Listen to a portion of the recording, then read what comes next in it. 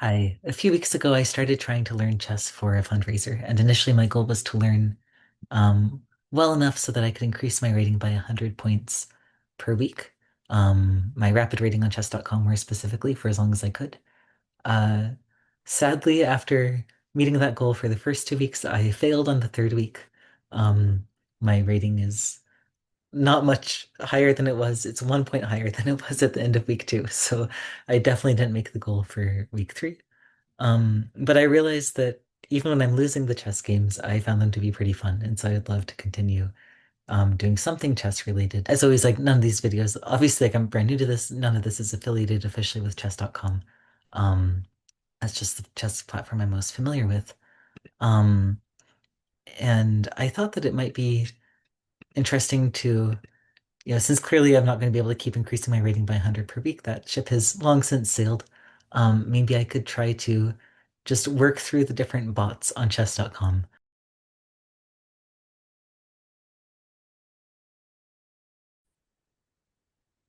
Okay, so I am going to tentatively try and play Martin. And maybe I have no idea how well I'll be able to multitask, but maybe tentatively also explain a little bit about why I'm doing this sort of semi-fundraiser-ish attempt. Wow, he's bringing his queen out very early. Um, that's interesting.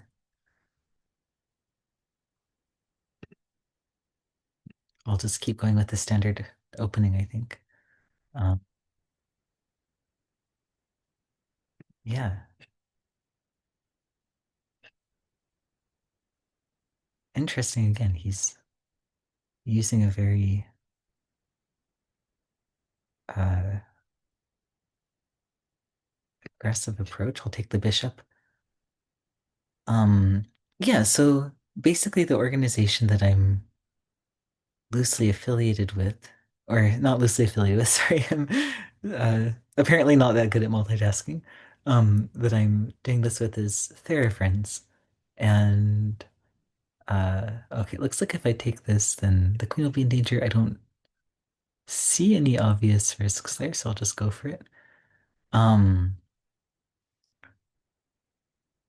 I guess, I realized through my own experience that there can be so many barriers to care for people, like healthcare, clinical care, etc. Wow, he's leaving his queen completely undefended. I guess that's probably why this is the considered to be the easiest bot. Um, and yeah, I guess the point of this nonprofit is really to help people access freer sliding scale care like speech therapy, occupational therapy, um, and so on. And we know that there's so few clinical resources that are neurodiversity affirming. So there are definitely services out there, but there tends to be like a few different types of barriers. The first one is, of course, cost. Um, and then the second one is even if something is affordable, like is it actually a good fit for you and your family? Each person is going to have different needs, and it can be hard to sometimes find services that are um yeah, that are a good fit. Uh, and I think neurodivergent people in particular often face barriers to care. Um, all right, what is Martin doing here? I think I'll just castle. Oh, my knight is totally unprotected. Um, that's not good.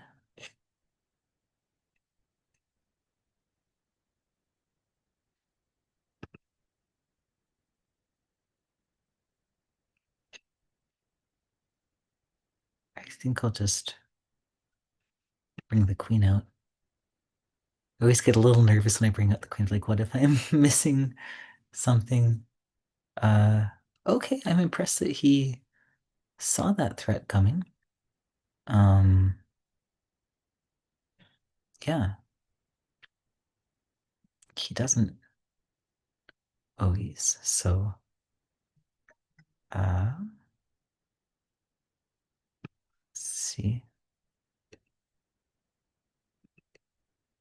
What if I move the knight here? Will he see that that's threatening his rook as well?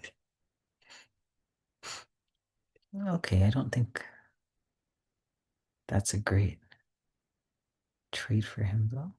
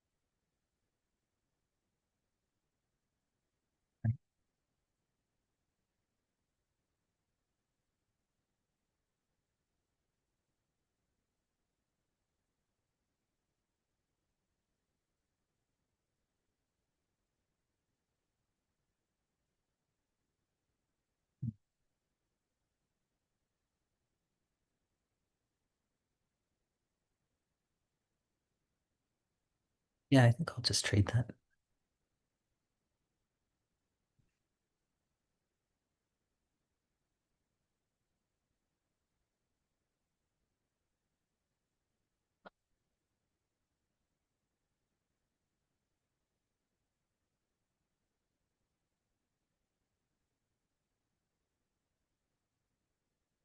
Hmm.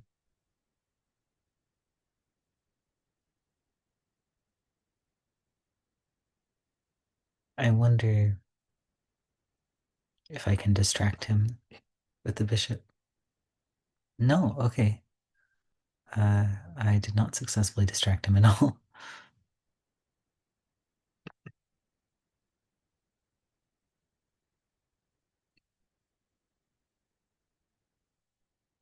And I think there he's just giving me a free knight, though, unless I'm missing something.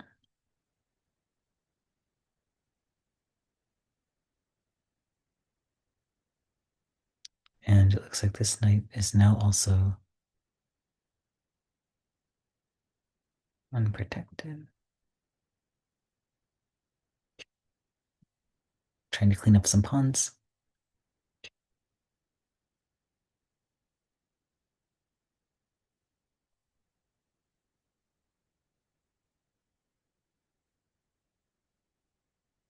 I'd like to kind of see if I can bait him into exchanging pieces there. Okay, great. Um, Now I'd like to just kind of clean up what's left. Um, yeah,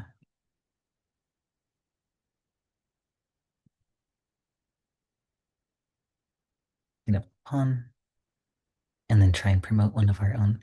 So yeah, as you can see, Martin is uh definitely the easiest spot out there. Um, but still kind of fun to play. I mean, I guess if someone's very proficient in chess, maybe it's not fun at all, but I think I'm still enough of a beginner that, and he's also a very complimentary bot. I will give him that as well. Uh, yeah. Why not just promote one more piece just for fun? Um, so kind of going back to my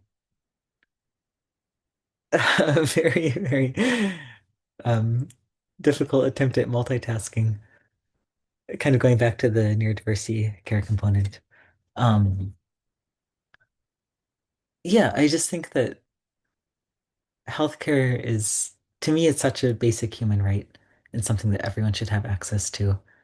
And I think so often for neurodivergent people, there can be this kind of sense of, I don't know, difficulty or sadness in going to either like not being able to access healthcare or having healthcare that doesn't quite like get the way that your mind works. Um, and so yeah, I hope that more neurodiversity affirming care is just overall like a benefit for the people who receive it and for the world and so on. And to me, like what specifically makes something neurodiversity affirming? Well, it's kind of hard to give a very specific prescription that covers every case because in some cases, two neurodivergent people might have like a completely opposite presentation of a certain trait. So, like the example that comes to mind is I uh, I love specific instructions. I love demands. Um, nothing nothing makes me happier than if people kind of tell me specifically like what they're expecting from me and what they want.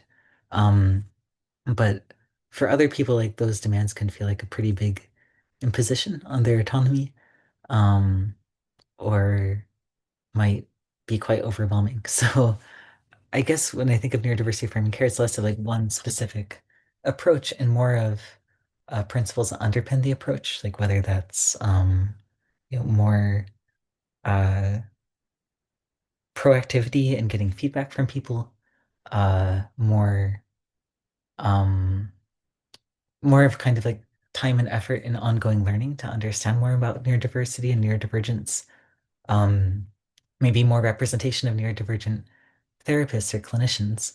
Um, and that's not to say that if someone's neurodivergent, I mean, I'm definitely very neurodivergent. I definitely do not claim that that automatically makes me neurodiversity affirming for every other neurodivergent person. But I do think that, if a practice doesn't have any neurodivergent clinicians, it's probably going to be a lot harder for them to have that personal understanding or experience. Um, and so I think, yeah, representation can definitely be a positive thing. Um, and I guess also like just not automatically pathologizing traits. Are there things that sometimes can be genuinely challenging for someone? I definitely think so. Like again, for myself, I have very, very pronounced OCD, and there's certain, um, you know, things related to my OCD that I would like support in changing if I were to seek clinical care, hypothetically. But there's also many aspects of neurodivergence that people might love, and whether that's differences in eye contact, differences in communication, using a different mode of communication than what is considered quote unquote typical, or anything else.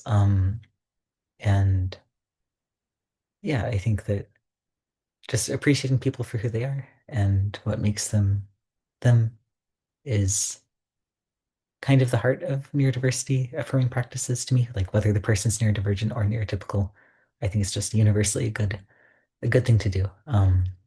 And yeah, hope all is well for everyone watching this. Take care. Bye.